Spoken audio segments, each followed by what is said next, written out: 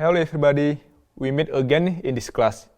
In the last segment, we discussed the Memke theorem about the velocity image. In this segment, I will give you the example how to use the concept of the velocity image in the analysis. Here is the first example. There is the 6-bar mechanism, and we know the magnitude and direction of the angular velocity of the link number 2. Next, we want to determine the angular velocity of the link number 4 and the linear velocity of the link number 6.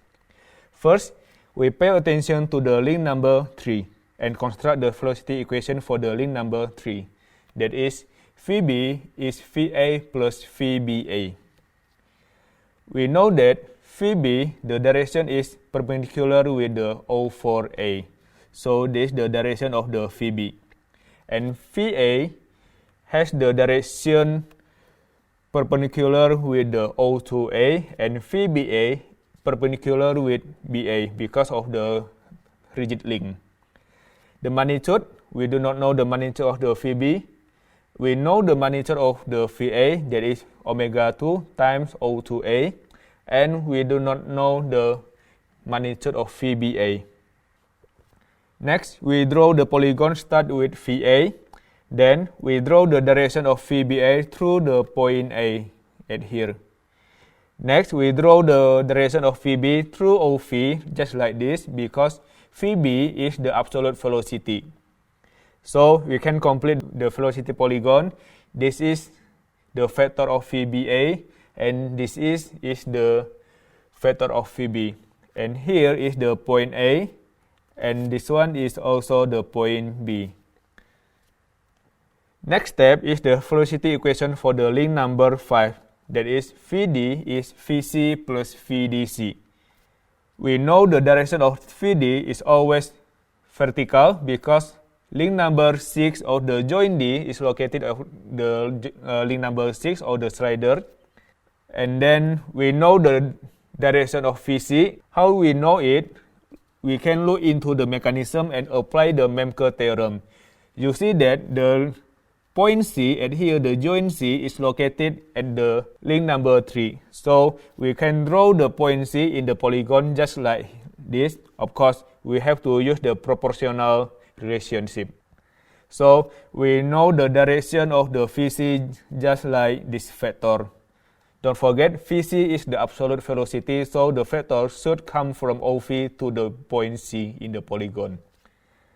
Next, we know the direction of Vdc is perpendicular to dc.